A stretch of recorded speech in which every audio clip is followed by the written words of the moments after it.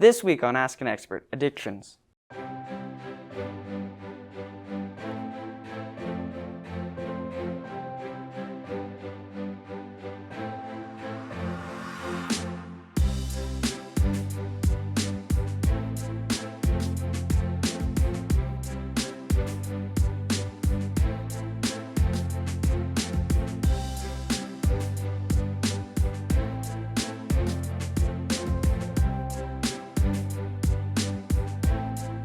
Welcome to Ask an Expert, the show where you submit questions to be answered by people around the school. I'm your host, Kieran.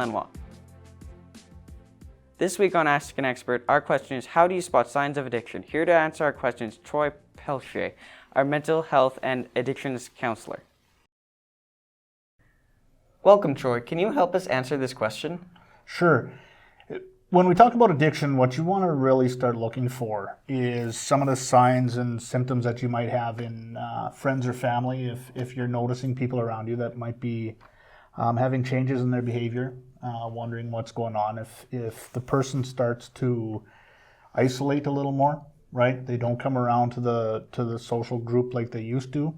Those are little signs. If you start to see the person and they're starting to have dilated pupils, red eyes, slur in their speech, those are signs indicating some substance abuse. Yes. I don't want to use the addiction word there, but those are definitely signs to start looking out for maybe problems that are coming up for the people. Okay. Now, if you see these signs, what should you do as a friend, as a teen, to try and get help without kind of pushing them away from you? Good question. The answer to that is there's a lot of answers to that question. One of the things you really want to do is get educated yourself.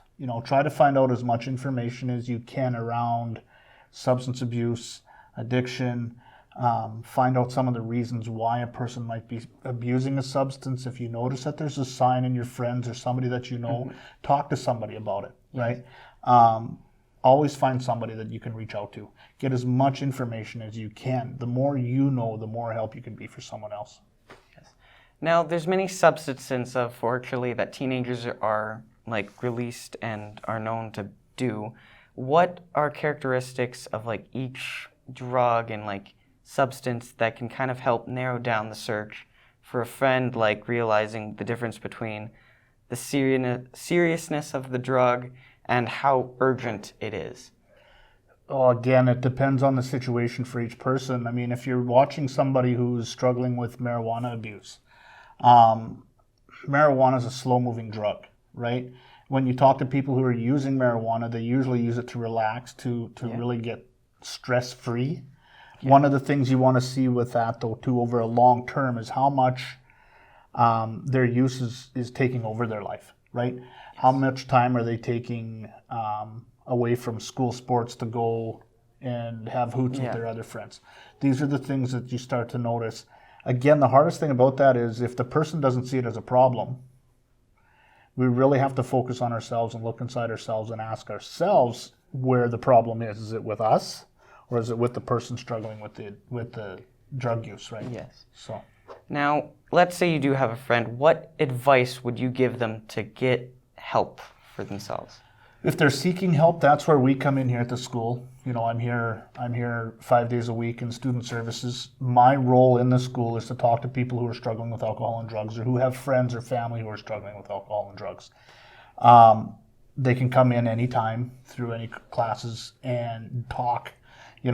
When we talk about having colds, when we talk about having ailments, you always want to go to the doctor and get something that'll help treat it, right? When we talk about substance abuse or addiction, one of the biggest assets to help people through that is to find someone they can talk to get the emotions and the feelings out and decipher whether the drug use is actually substance abuse or if it is a dependency or an addiction. Okay. So. Now, school can be a very hard place to get help for many of social reasons. What's a site or place away from school that pupils can get help? Well, again, I'm here at Student Services. Everything that I do with students here is confidential. I work with the health region, so I'm able to come to the school and help the school but I'm not connected with the school. So when clients or students come in to talk with me here, we do have a confidentiality clause that allows the person to come in and keep that privacy there, right? Yeah. The other places they can go if they don't want to connect at school for services is we have addiction services downtown. We have mental health and addiction services up at the Vic Square, which is up at the Victoria Hospital. There's numerous counseling services in the community that people can access and get to as well. One of the biggest things I tell kids to do here at the school especially is talk to their teacher. Come down and talk to the principal. The teachers and the principals will always have places that they can reach out to. So, okay. Well, thank you so much for this, and I believe this will help actually a lot of people. Thank you so much. Thank you. That's it for this week's Ask an Expert, but we're always looking for new questions. Tweet them at @PA Carlton with #AskAnExpert, and we'll find someone who can answer them for you. See you next week.